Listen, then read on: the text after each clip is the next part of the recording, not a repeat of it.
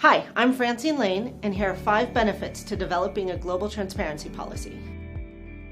I've read through many transparency policies that sponsor organizations have put on the internet discussing how they will make their transparency, how they will do disclosures, publications, and things of that nature. And I will say the number one recommendation that I have for anyone looking to update their transparency policy is to make it simple. Don't give 12 different reasons on why you may or may not make a study public. Make it clear. All studies that are done in patients will be disclosed within a certain amount of time frame, and this is where we're going to do it. It should be very simple. It shouldn't require any kind of mental gymnastics in order to figure out if this study applies and this study does not.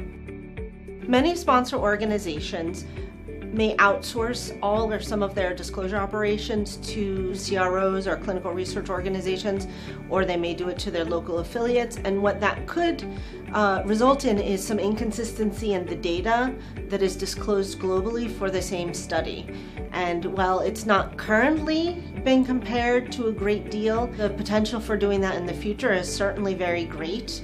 And you don't want to say vastly different things about your study in multiple different registries. One of the reasons that it's important to keep your policy simple is that it enables the affiliates or the other people who are doing your disclosure to follow the same set of guidelines. And if those are clearly laid out in your policy, then it's that much easier to keep it consistent. Sponsors, when writing their clinical trial transparency policies, should consider efficiencies, and one of the ways to do that is to make sure that your policies are well known throughout the organization. What we hear a lot from disclosure teams is that by the time the data gets to them, study teams are less interested in disclosing.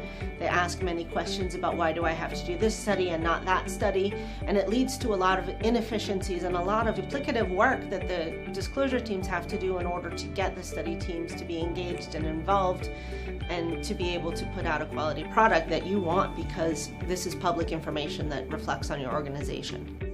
Like any good policy that's put in place, if you can't measure how well you're doing, if you can't audit it and say that you're meeting our policy or not meeting our policy, it's probably not a well-written policy.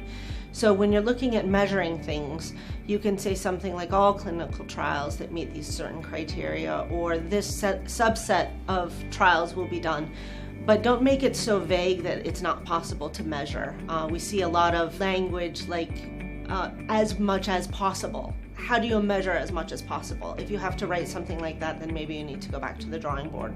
One of the main reasons that sponsors are publishing their transparency policies is because it reflects on their reputations. Pharmaceutical companies don't necessarily have the best perception out in the public space, and one of the reasons why is because there is this feeling that they're not sharing enough about the clinical trials, and so sponsors are putting this data out. We'll share all of our clinical trial data. We'll share all of our clinical trial data that's done in patients, so that there is a level of confidence that when you get an approval for a certain product, that all of the data is available for healthcare professionals and very engaged patients to look at to see how effective and how safe the product is.